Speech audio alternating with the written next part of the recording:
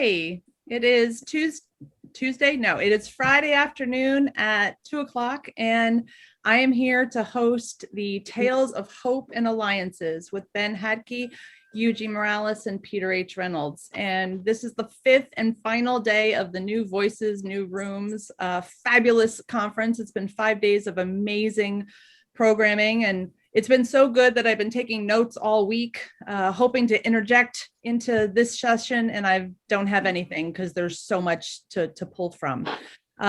Before we get started, I guess I should introduce myself. I'm Kirsten Hess. I am the owner of Let's Play Books Bookstore in Emmaus, Pennsylvania, which is like near Allentown.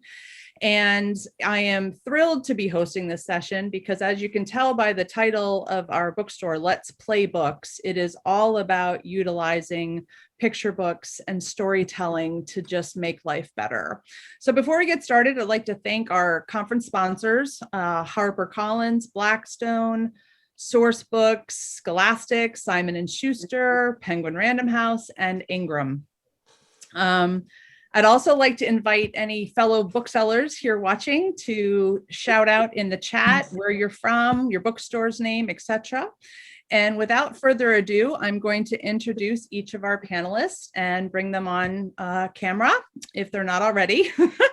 First up is Ben Hatke, and he is the author and illustrator of the New York Times bestselling Zita and the Spacegirl trilogy, which I know everyone probably has in their bookstore, and the Julia's House for Lost Creatures, and Nobody Loves a Goblin, and graphic novels like Little Robot and Jack. And he lives and works in the Shenandoah Valley of Virginia, which is close to my heart. I'm a DC girl, with his family.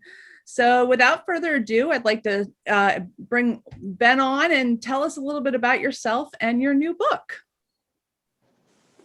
Hello. Yeah, so I'm Ben Hatke, and the book that's coming out this next month is a picture book. It's called Julia's House Goes Home. It's the third Julia book, which is so it makes sort of a trilogy of picture books, and it's funny because I didn't set out to make a trilogy of Julia books. Her story just sort of kept growing. And also, like her world is very close to my heart. Her story kind of kept growing as my life kept growing. I live in the like we said, the Shenandoah Valley of Virginia, but we're outside of a town. We live in a farmhouse outside of town, and my house is full of my daughters and my wife, and we also have a lot of lost creatures that have wandered into our lives as well. So we have a yard full of chickens. We currently have a sheep and a goat, which I didn't expect to have happen, and our dog and a parcel of cats. And so parts of Julia, like the first Julia's House book is really about this girl who lives in a big old house, which is similar to the house I grew up in. I grew up in an old Victorian house in the Midwest, and so her house itself is a little bit similar to the house I grew up in, but the sort of the way the house is set up with all the see, at first she's alone in this big house, and it comes to the seaside on the back of a giant turtle. And when things get really quiet, she puts a sign outside her door that says Julia's House for Lost Creatures, and then all these mythical creatures start showing up and coming in. And the story is very much about how do you get along, everybody in one space like that? And her solution in that book is a chore chart. And then from there, I thought, that's fine. I didn't expect to do more, but then, there is the house as an entity of its own. But then there were more stories. There's what happens to a house like that when it's time to move. And so I did a story that ended up being very timely because it came out during the pandemic, and it was about having plans and letting be, like when you have to let go of your plans, when you have to let go of your plan and kind of fly off into the clouds and react to things as they come. And in the third book, I had intended to be very much about a house in relationship to its environment, to other houses, a house in a neighborhood, house as part of a community of houses. But that story kind of grew in the telling, and it became actually it became a story that fits in with a bit with the theme that we'd be talking about today, because it's about losing the house and going on a quest for it, and what she finds at the end of that quest. So anyway, so that's me. I like it. I tend to work in words and pictures, so I drift between prose and comics and picture books, and I'm always trying to find a way to get words and pictures to, I don't know, dance together elegantly, I guess is my thing. So yeah. Well, you do so Oh, magnificently. So yay. So thank you so much for joining us today. And I can't wait to keep talking to you. Yeah, thank you so much for having me. So now we're going to introduce Yuyi, who's actually coming from Xalapa, Mexico, I believe, and she's the best-selling author and illustrator of the book Dreamers, which every bookseller I know knows, and it was a New York Times bestseller list and best illustrated book of the year and the Pura Belpré Award. And she's a professional storyteller, dancer, choreographer, puppeteer, artist, and she basically pours her heart and her culture into everything that she creates. And so Yuyi, I would love for you to tell us a little bit more about yourself and your beautiful book, Bright Star, which is out now, as well as the Spanish version. Oops, that's the wrong slide. Problem. Hi, everybody. There we go. There you go.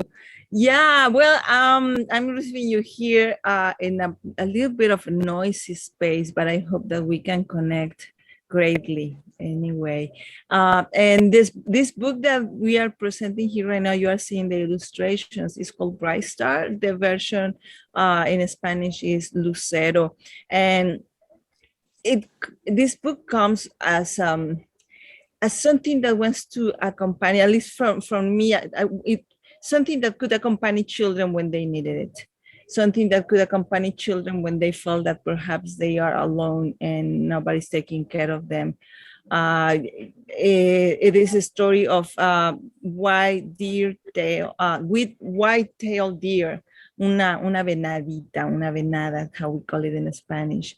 And it is the story of her journey with her mother to go and find the things that she needs to survive, to be well, to thrive, and finding that her path has been blocked and destroyed as well by a wall. And this book is inspired in many of the things that actually children have to go through.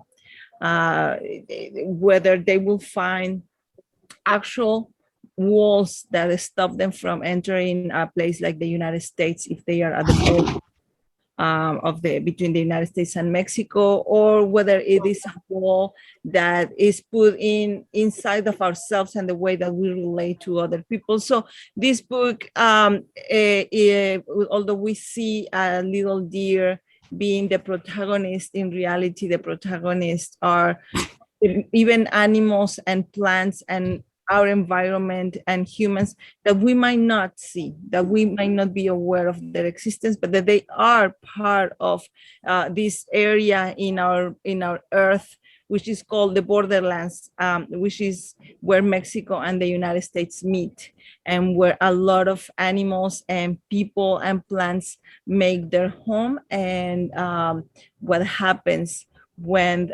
things such as the border and immigration policies do when they try to put walls in places and in our hearts that separates people, in this case, that hurts the paths of animals finding what they need to survive. It's a beautiful book, and I know that we don't have the slide of this one, but particularly this shot, I don't know if you can see it, with when they hit the wall, is very striking. And Thank you for sharing with us. And welcome again from Mexico in your most beautiful outdoor location. Next up, we have Peter H. Reynolds, who is the New York Times bestselling author and illustrator of many books for children, many of which I'm sure our booksellers are quite familiar with. The Dot, I Am Human, Say Something, so many. And in 1996, he founded Fable Vision with his brother, Paul, as a social change agency to help create stories that matter and stories that move. And he lives in Massachusetts with his family. So Peter, can you come on and tell us a little bit more about yourself and your new book? Sure. Thank you, Kirsten. And great to connect the dots with all of my friends out there. Wonderful to be on a panel with Ben and Yuyi, incredibly talented. And I am also a bookseller.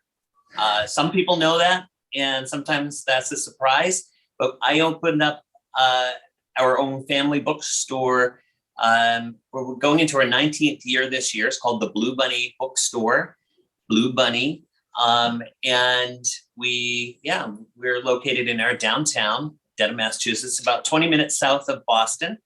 And my twin brother is here. Paul, you want to poke in here? You can see my big brother, 14 minutes older. Mm-hmm. Paul is also an artist and a writer himself. He's been my encourager throughout my life. He's the one that says, let's go, finish another book, finish that drawing, and always cheering me on. Even as a kid, he would say, I'll do your chores, you keep drawing, which was a wonderful arrangement for me. And eventually I said to Paul, you're incredibly talented. He's a teacher at Boston College, been teaching communications 25 years. And he's a great dad and an amazing civic contributor to our town. So I said, Paul, time to write your own stuff. So he did a book called Going Places and a series about fraternal twins called Sydney and Simon. But he's been, cheering me on. And he's been at my table for a long time. Good to see everybody. Thanks, Paul. Paul's there all by my side as always. But yeah, great to connect with everybody, and big thank you for all you guys are doing. I know personally how hard it is. We had to shut our bookstore down for 3 months, and it took about 3 months to get it back open again. And then you have to remind people that yes, we're still here. And and then of course, then we're faced with supply chain issues, trying to get books in the shop, but we're here. We're still here, and we are loving it every day. We have a cafe with tables in our shop, so people can come to our table and they can read. They can work on their own books, because that's actually one of my big missions. Is basically to tell everybody out there who are reading, do you know what? Come on in. It's like a swimming pool, right? Come on in. The water's fine. We want you to be sharing your voice, our young readers, older readers. In fact, a lot of my books are for all ages. The Dot is about bravery, and we need to encourage kids to be brave, but we also have to be brave too. So we need those gentle reminders, and picture books are incredibly powerful tools for all ages to deliver inspiration and encouragement. And my favorite kinds of books are the ones that you feel like doing something after. You're like, I'm going to go hiking, or I'm going to write a letter to someone I haven't written to in a long time. And I love, Kirsten, I love your bookstore name, right? Let's Play Books, right? It's an invitation. Books are not static. They can be activated, right? And that's what's amazing about educators. They know how to really activate books and dive into them and play with them. So I hope you guys are going to be excited about this book, Our Table. This was inspired by a lot of different things, but again, very timely, as Ben was saying, right? That certain things it's like, wow, this just happened at the right time. This book is about a family's table that begins to shrink. Mm-hmm. It begins to shrink. It gets tinier and tinier. The only person that notices is Violet.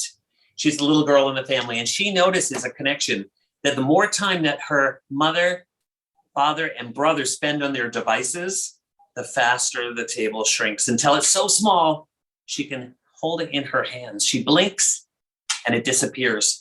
And it's up to Violet to bring her family back together again.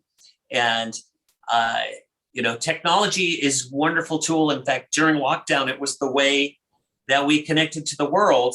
But very, very quickly, remember those first few weeks when everyone was baking bread and they were having family conversations and they were hanging out together. And then slowly the screens emerged and, there was, low battery, Paul. There we go. Hopefully I'm back. We had time together, but the screen started taking over and people were watching binging on Netflix and, the kids were screens connected to school and suddenly everybody had their own screen, and how ironic that we would all be together and yet not together. So this book you're seeing a scene here towards the end of the book where the family does get together. And this isn't not a slam against technology. In fact, Violet taps into her parents and brothers' connection with technology to actually build this table. So they do research online, they watch TV shows about carpentry. The brother, who's a gamer, uses his amazing gaming brain to design on the computer the plans. So technology is not a bad thing, but we just have to keep it in balance and make sure that technology serves humanity, right? And that we don't serve technology. So let's keep, as we squeeze through the portal of the future, let's remember the good stuff, like human connections. And if you can, hopefully this book will inspire people to really celebrate the table and maybe put the cell phones not only down, but maybe in another room. And also it's a celebration of traditions. What traditions do you have around your table, making little place cards for people, for visitors, or even for just every night, creating placemats and hanging out at the table. It's not just a place to eat, right? It's a place to talk and discuss and be together, and to remember that we humans need each other. So that's our table. And thanks for pulling up a chair. Oh, we love your table. And in fact, at this moment, we're going to say, let's bring everybody to the table, and almost like we're sitting around your table and chatting with each other, because that's the best thing about these programs. And we all are human. And twice I've now texted a bookseller to come into the office with me so they could close the window because someone's mowing the lawn right outside. So I'm sorry if it's too loud. So anyway, with that, I wanted to move on and get us chatting. And I had a whole bunch of questions that we were going to formally go through, but the reality is that the themes of the picture books that the three of you have presented here, they're beautiful and they're deep. Yet as brilliant picture books do, they can be read and discussed with everyone at different levels. And Peter, kind of what you were saying, as a bookseller, I truly believe that picture books are sometimes the conduit to be able to present incredibly difficult ideas in a form that reaches both the child, but also the parent.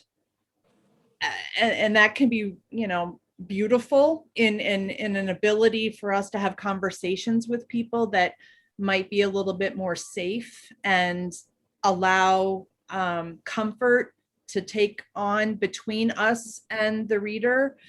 Mm-hmm. Anyway, I'm sorry. So homelessness, refugees, separation anxiety, the importance of togetherness, they're all really difficult and heavy subjects. And so I just thought we could kind of talk about that. Is that, what do you think your stories do to help discuss these and challenging topics, especially in today's day and age? Could you close that window for me? Thank you so much. Ben, why don't we get started with you? What do you think? How about using, picture books to really talk about the world? Yeah, no, I think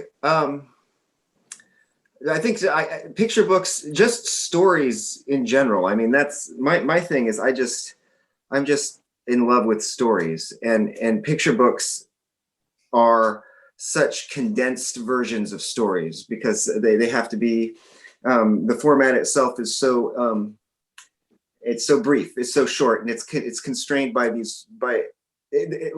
like certain forms of poetry or something. It's got some constraints that feel very like specific because they're like 32 or 48 pages because of the signatures, right? And you have to fit everything in. Whereas when you're when working on like a graphic novel, right, there's so much space. You can take asides, you can do this or that, but a picture book has to really stay on task. It has to be really doing what it's doing at every moment. And so but what's interesting is like I think we talk a lot about like it's always the same stuff. Like we talk about, and there's specific challenges, especially to this year, right? With the pandemic and with the kind of strange role that technology is playing in our lives, but at the same time, it's also like human stuff that has always gone on, right?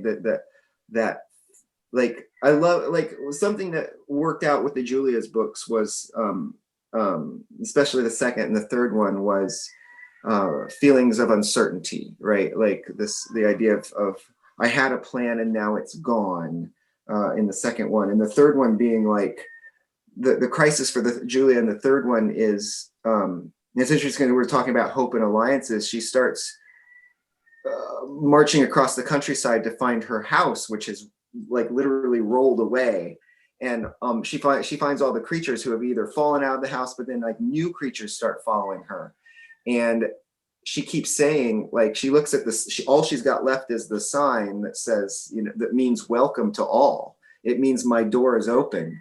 And she keeps telling them, and they not only want to follow her, they want to move into the house. Like she's made this refuge, and she keeps saying, we'll make room, we'll make room. And like in her heart, she's like, there's not going to be room. And I don't know if I'm even going to find my house. So it's like that kind of uncertainty about what do you do when people are looking to you or following you and you don't know what's going to happen. So, and just, but the other thing that I've been, and I don't want to take all the time, but the other thing is like I've seen with, with my own girls, how powerful stories are. And I've been really into Brian McDonald's Invisible Ink and some of his talks on storytelling as like survival information, just packaged perfectly. We're storytelling creatures. And that's the thing. That's like, I think our first language is story. And I've seen that with my kids. And that's why I think picture books are important. I think that's why they're kind of vital. And then also just one last thing, as a creator, I've found that like the more of yourself you're putting into them, like the more they're going to sing and come alive, the more of your own struggles and travails. Anyway, that's my thought. This most recent book, which won't be out on the shelves until the middle of October 16th, which I should have said earlier, is breathtaking. And it's a perfect example of a book that showcases something for someone like me that is incredibly serious, and homelessness and needing to belong and not having a home and being fearful of where we're going, that so many of us may have no way of talking about what's happening to our friends in Honduras or Guatemala and what they're doing when they're trying to make it here. But your picture book allows us to talk about what they're going through in ways that are appropriate. And anyway, it's just, that's the hope. Beautiful. That's 100% the hope. Yeah. Well, it does. And that's a perfect segue actually to Yuji's. Would you want to talk us a little bit about how you feel and what your heart and soul that you put into your storytelling? Gotta unmute. Perfect. Yes. Yeah, I will say, like, why not picture books? Picture book is always, as any other form of art, is the product of our times, whatever it is that we are dealing with and trying to process. The picture book is always going to be a reflection of that. So I feel that picture books are precisely that, where we exercise how we solve, how we answer these questions, how we connect with children with or through the things that they are actually going through, recognizing that in the lives of many children, difficult things are happening, and that we are probably not, even us adults, have the right answer for them.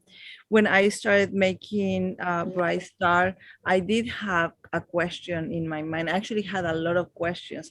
And while I was seeing, like we all did, that in the previous years, we saw things such as caravans of people coming into the United States, approaching the border so that they will file for asylum, and or families who were being separated. We were seeing all these things, and I had questions. One of my questions was, how am I, as a person who creates books for children, that has a stories for them, how will I ever use my voice? I'm sorry, a lot of noise right now.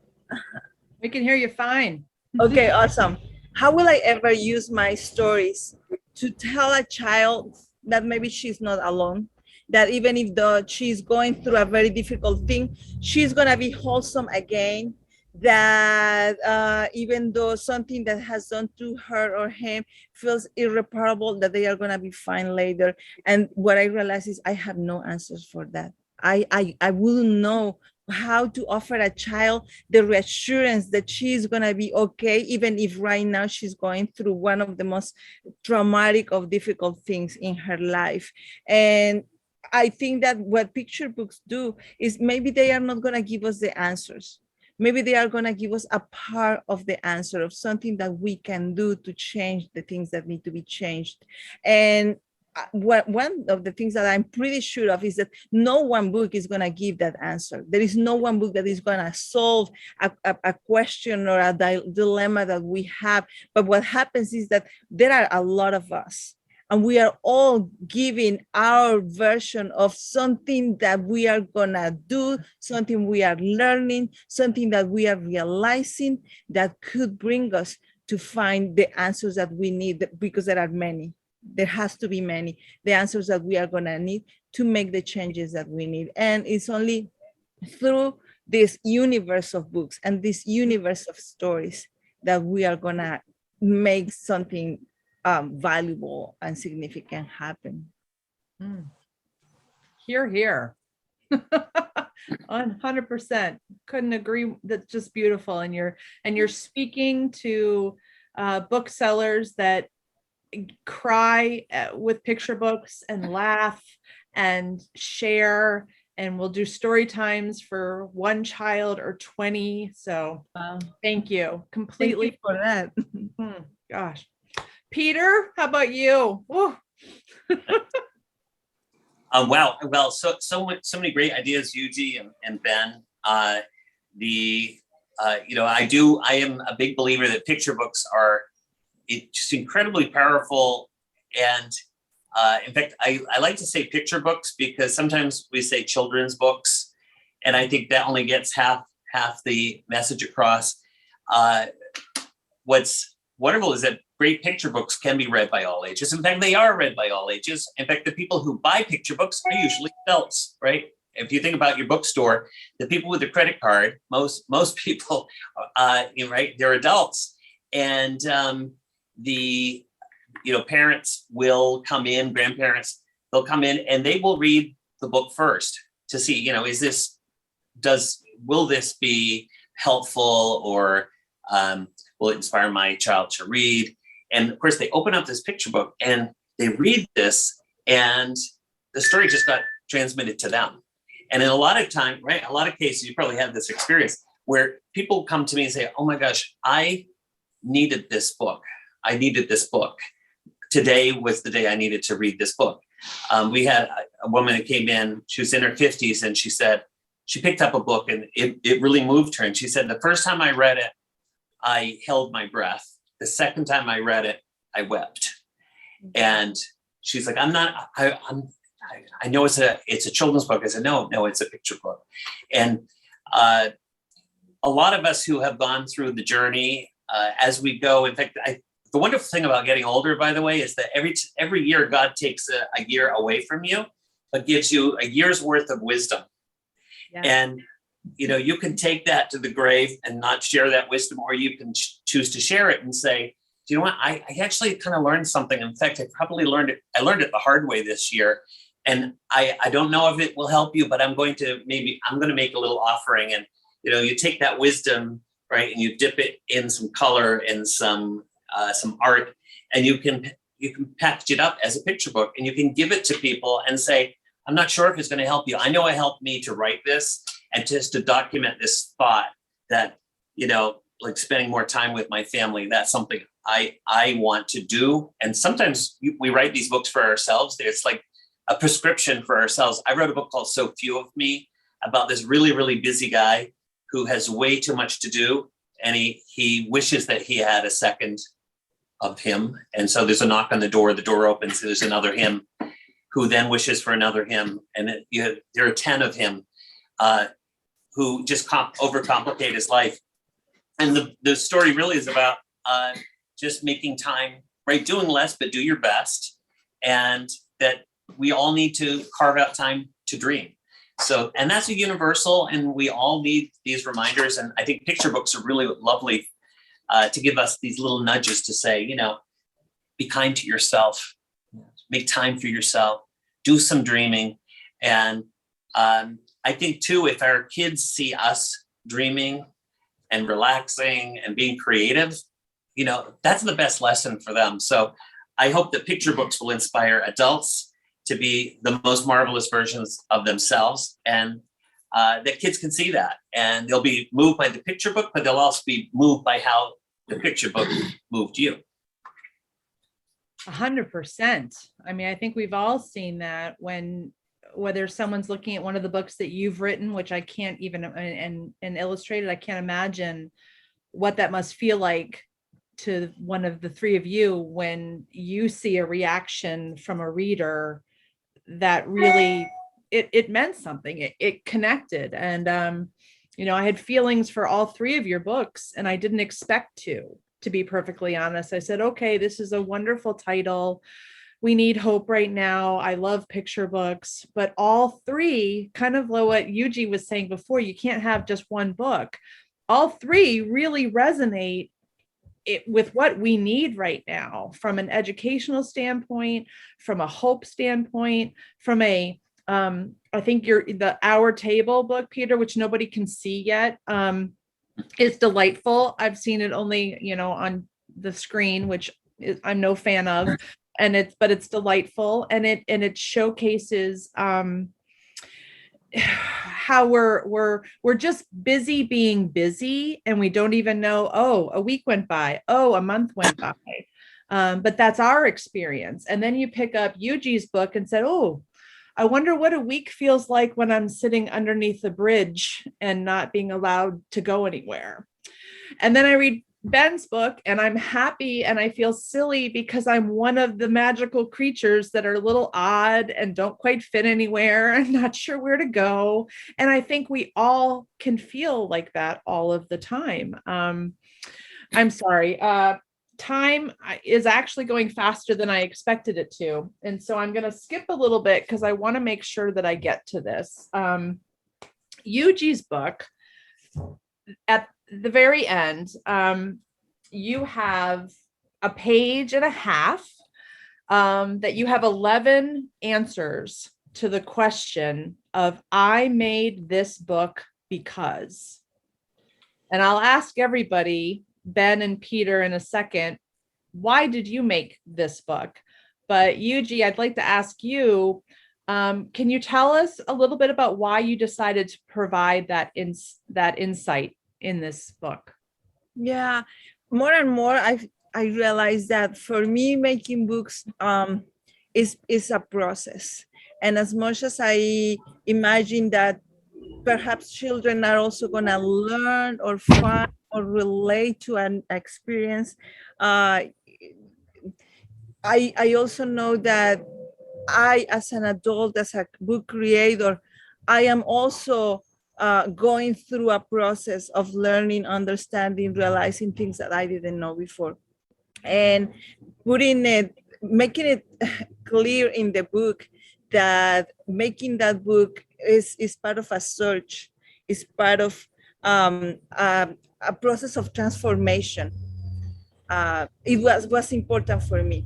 It was important for me to acknowledge that every book that we make, just as we hope that for every child that reads these books, it is a process of transformation that from the beginning, when we open the book up, just in the same way that we start our research or our writing or putting lines on the paper, it is a journey of finding something else. And in finding that something else, we are growing, we are learning, we are transforming. The person that closes the book, just as when we also close our work and the book is kind of finished, because it's never really finished, but when we think that now it's ready, the book, we are not the same person anymore. And I wanted to point at that during my book, that rather than you having a story, I think that what I'm offering is my own disclosure and transparency of how much I didn't know and how much I'm still trying to learn. That's beautiful. And as a reader, I thoroughly appreciated the ability to read that page. As a bookseller, I truly appreciated it. And I also found that reading it after I had read the book 2 or 3 times over the course of a week meant even more. And I just wish I could say hello to you and give you a hug in person. So Thank you. I can feel your hug. Thank you. Peter, what do you think? I mean, if you had to answer the question, I made this book because. Well, I made it on one level. It's a personal reminder for me to slow it down a little bit. I am pulled in a lot of different directions. I could be busy 24 hours a day, and but I remember growing up. We had 7 people in our house, and we were all busy. My father was busy. My mother was busy. Everyone was busy. But we took the time to gather together exactly the same time every night. And my mother would say, of course, we'd have a meal together, but my mother would say, I would like everybody to share at least one thing about their day. And we went around the table after 7 people spoke. Of course, it would end up with her, and she is master storyteller, and she would take over and talk for an hour about growing up and what it was like to be in London during the war. And it was, really formational for me to be around this table of storytellers. But there's another thing that kind of inspired me, and that is that in our country, we have divided, and we have, like, I've never seen it in my 61 years. And it's very sad to me that we are not at the table together anymore. And I really hope that my book might be part of the conversation to maybe inspire people and communities to say, you know what, let's get a special table together and bring people that you wouldn't think would get together and get along, get them together and start talking. It's the only way we're going to move this thing forward. If we keep dividing, we're going to get further and further apart, and we're never going to be able to solve our problems. So that's the other sort of bigger, grander mission of the book and why I wrote it. Well, we feel that too, because I have read your book, and it's you have an ability, and I'm sure people that are much more eloquent than me have said this before, that you are able to showcase you're able to showcase simple ideas in accessible ways, and they're inspiring, and we can connect to them. And I think I mentioned earlier that the book in our table feels to me like a grandmother. It's like personified. Like, how do we have someone make us slow down and make us connect, which allows us to be creative, which allows us to solve problems, all of which your book tells us how to do it. So thank you. I love that idea of the table as grandmother, seeing this table as a living entity. And of course, grandmothers are so amazing. They're such wisdom and so much love. And if people take a look at your table and don't think IKEA, but think grandma, that would be a beautiful thing. So awesome observation, Kirsten. Oh, yay. Ben, you kind of talked to us a little bit about the fact that, this is the third book in this series, but is there anything specific about why this book was important for you to do? Yeah, there's a few things. I mean, so the simple thing is that I had to make a third book. So that was the basic aspiration, was that I left Julia's house up in the sky at the end of the previous book, and that begs the question: what I needed to bring Julia's story to a conclusion. But how the story grew in the telling, it was about like what happens when you march across the countryside, like I was saying before, with a sign that says everybody is welcome, or means everybody is welcome, and what happens when you're still carrying that sign and it's difficult, right? But you still are carrying it. And also, I think I made the book because, like, as with every other book I made, it's a compulsion. I've gotten to the point where I can't not. So it really is my way of, my eldest daughter,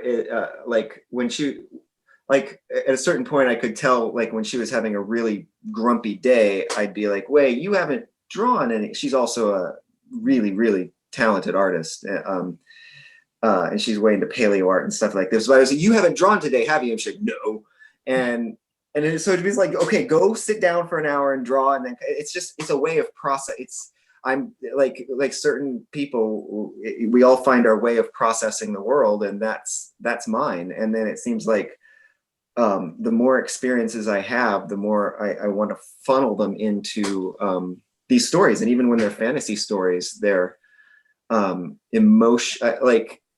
I feel best when they're emotionally grounded in my life, and it's only picking up, right? It's only getting more and more.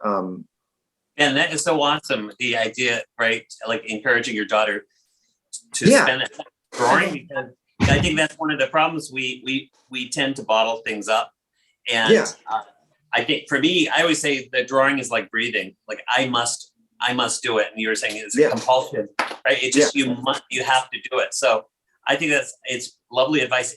Also for people listening, make sure you don't bottle it up. Let it out, whether it's singing or drawing or it's got to be in some way, right?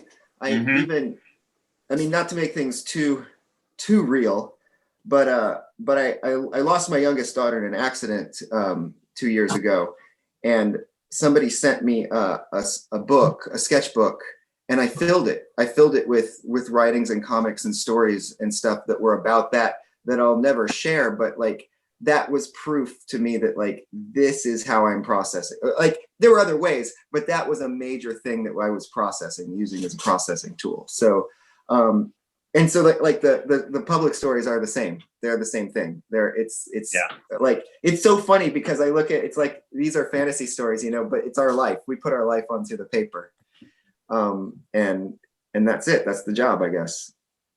Yeah. Well, that's what's lovely about, picture books and imagination, that you can cloak some really real, heartfelt very difficult stuff, but you can cloak it in whimsy and in stars and in fairies. But if you lift up under the hood, it's really connected to, the human journey, and it's tough, but I think we can make these tough journeys more beautiful and more just easier to talk about, and also to give hope. I mean, this talk is all about hope, and I think all picture books, fortunately, most of them end off on a pretty good note and a hopeful note, and kids need that, but we adults need that too. I know I'm an optimist, but the past 6 years or so have been very tough. And it's, for someone who's an optimist, I got ground down pretty low during this time and lost a few people in my life. And, keeping our chin up is really important for us and for our kids too. And you three give us hope, and what you've managed to do in some eyes, maybe simply, that don't know everything that has to go into the creation and execution of such a quintessentially perfect book. But booksellers do. We get it. And we appreciate you so very much. We have gone a little bit over time, but I hope that that's okay. I think that this is the last session of the entire 5-day program. So in case I'm the last person that says anything, I really need to give a huge shout out to Siba and Neba and everybody that put this incredible 5-day program on. Linda Marie and Nikki from Siba, and Eileen and Kit from Neba. You guys produce the magic and allow us to just learn and see and be. And this week was amazing. And to say thank you and to wrap this up, because I am not eloquent, Yuji, I'm going to use your last line of the I made this book. Everybody has to go get this book right now if you already don't have it, because it is out. This entire page is nothing but I made this book because. And the last one is, I made this book because I want you to know that no matter where you are, where you're from, or where you're going, you should always be honored, respected, cared for, and loved. So with that, I will say thank you to all three of you and all the booksellers, and have a wonderful, wonderful day. Thank you, Kirsten. Thank you, everybody. Thank you so much. It was an honor. Ben, Yuji, lovely to be with you today. Good to meet you guys. Thank you. Bye, everybody. Bye-bye. Thank you again.